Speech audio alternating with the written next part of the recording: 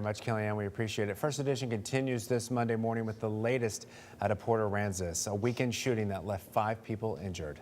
Our Lydia Herrera shows us how one man was arrested after the violence broke out late Saturday night between two groups of spring breakers. By far the worst spring break I have ever seen, and I've lived here for 9 years, and it's just chaos. 1 minute, Amanda was delivering pizza. And then all of a sudden I saw a black truck back up and take off, and he fired what appeared to be a handgun like 10 times.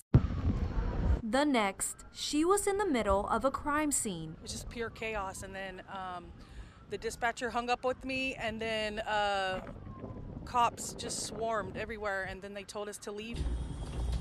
Port Aransas Police Lieutenant Mike Hannon says multiple agencies responded to the scene at Marker 20 to help 5 people who were shot. Treated by Port Aransas police officers, Texas Parks and Wildlife game wardens, and Department of Public Safety troopers, which we'd argue helped save their lives. They were then transported to the hospital, received further medical attention, and as of right now, we understand that they're all in stable condition. Hannon says officers tracked down the gunman just hours after the shooting, arresting Ernesto Castillo from San Antonio on 5 counts of aggravated assault with a deadly weapon. Amanda is thankful the police were on top of it.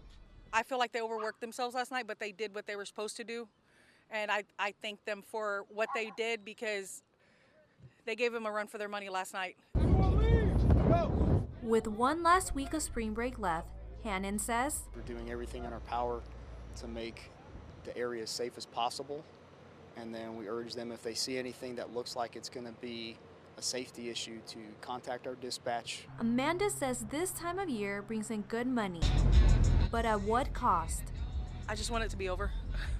Because spring break brings money to the island, but when they act like this, it makes people think, like, do we want them back? Because it's crazy, you know, it's kind of scary. Lydia Herrera,